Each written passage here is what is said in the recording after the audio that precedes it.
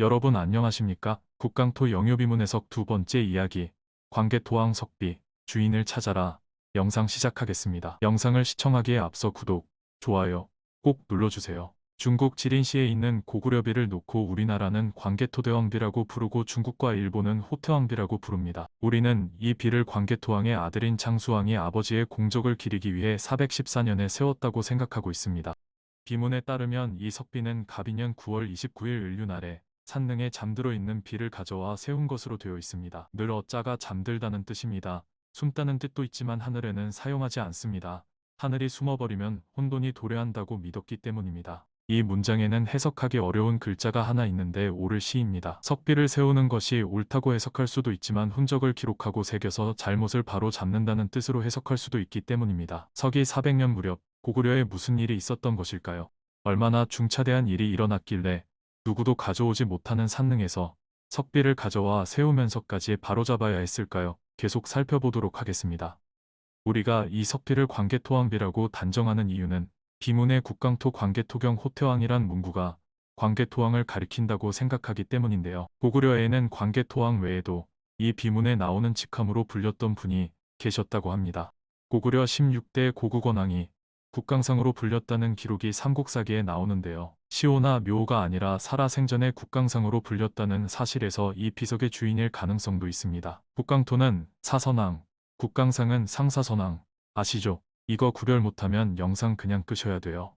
그런데 조사를 하다 보니까 기막힌 우연이 나옵니다. 삼국사기에 따르면 16대 고국원왕은 서기 331년 즉위하고 19대 광개토왕은 391년에 즉위하는데 두 분은 딱 60년 차이로 즉위년 간지가 똑같습니다. 따라서 우리는 검증 작업을 거칠 필요가 있습니다. 비문에 따르면 이 비의 주인의 호가 영요고요. 영락이 아닙니다. 이 부분은 나중에 다루도록 하고요. 아무튼 제위 5년 차 간지가 을미라고 비석에 딱 박혀 있습니다. 조작 불가죠. 16년에 즉위한 두 분은 제위 5년 차 간지가 가보고요. 제위 6년 차 간지가 을미로 비문의 간지와는 1년의 오차가 있습니다. 우연히 참 신기해서 두 분의 사망연도를 비교해봤더니 사망연도는 다릅니다.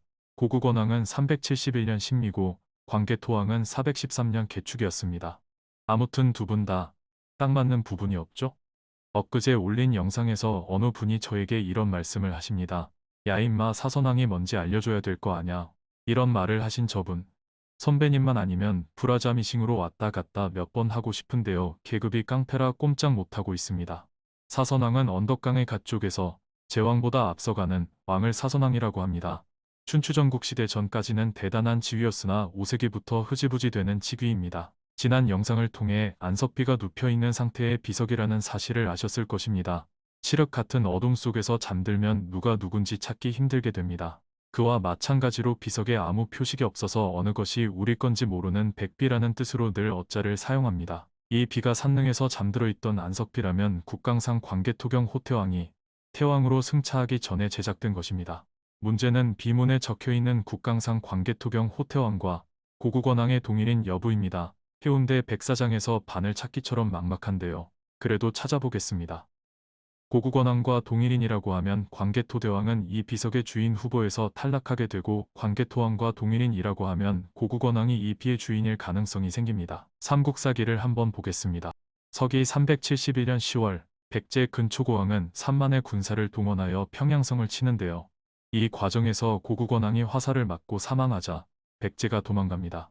일개 적장도 아니고 적국의 왕을 죽여놓고 도망가는 전쟁이 있었나요? 미스터리입니다.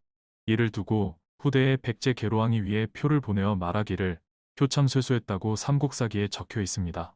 표는 감시자, 암살자 또는 하늘에 불손한 무리의 목을 베어 매달아 놓는 징벌자를 뜻하고 쇠는 하늘의 종을 의미합니다.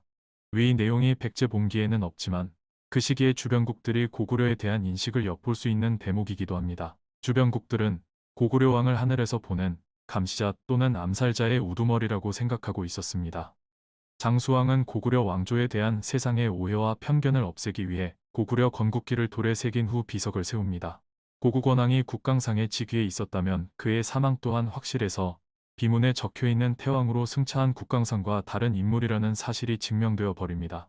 따라서 이 석비의 주인을 찾기 위해서는 고국원왕 이전으로 거슬러 올라가야 합니다. 그러나 대주류를 주몽으로 보면 17대는 소수림왕이 됩니다. 정말 머리 돌겠습니다. 우리 사학자들이 왜 광개토왕의 연대를 1년 수정했는지 알 것 같습니다.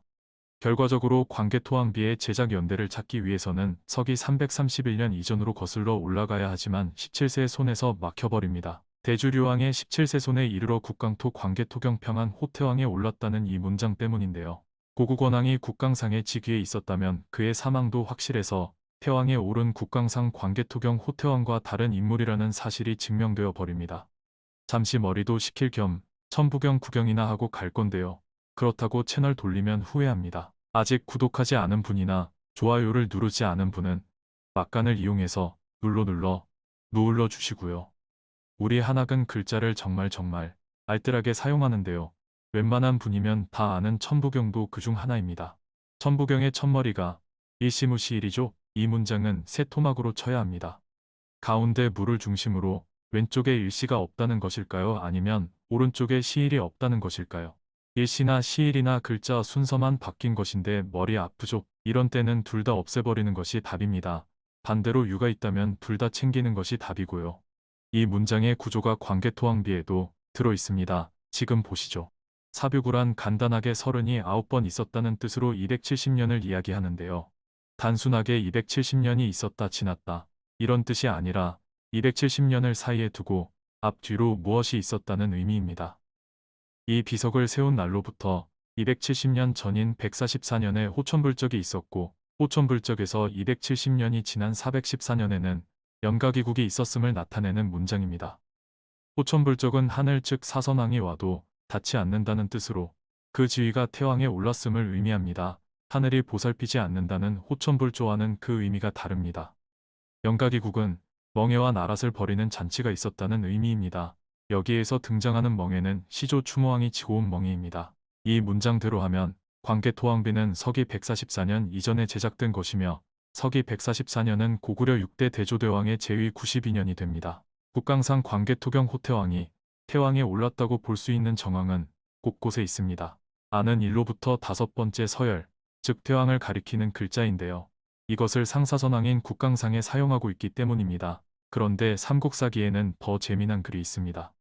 대조대왕 94년 7월 사냥하던 수성이 외산 아래에 도착하여 좌우에 말하게 대왕은 늙어서 죽지 아니하고 장수의 날은 저물어 죽기 직전인데 아는 이빨이 되어 즉시 물어뜯어라 하니 받들기 힘겹도다.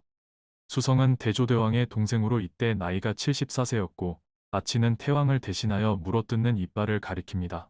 우리 한학은 이 경우 이 치자를 사용하지 않고 술의 거자를 사용합니다. 이 문장은 태왕이 상사선왕인 대조대왕에게 어디를 공격하라고 시키면 대조대왕은 다시 동생 수성에게 시켰다는 이야기인데요. 수성도 당시 나이가 나이인지라 더 이상 받들기 어렵다는 하소연입니다. 삼국사기 대조대왕 편에서는 동생 수성이 형 대조대왕을 태왕으로 보낸 후 좀 편히 살아보려고 노력하는 모습이 곳곳에서 보이는데요. 문제는 호천불적의 연대가 비문은 144년이고 삼국사기는 146년으로 맞지 않고요. 대조대왕이 대주류의 17세 손으로 증명되지 않는다는 것입니다. 그러나 분명한 것은 비문이 가리키고 있는 광개토왕비의 주인은 대조대왕이라는 것과 그가 태왕에 올랐다는 사실입니다. 여러분은 광개토왕비의 주인이 누구라고 생각하십니까? 오늘 이야기는 여기서 마치고요. 다음 이야기는 추모왕입니다.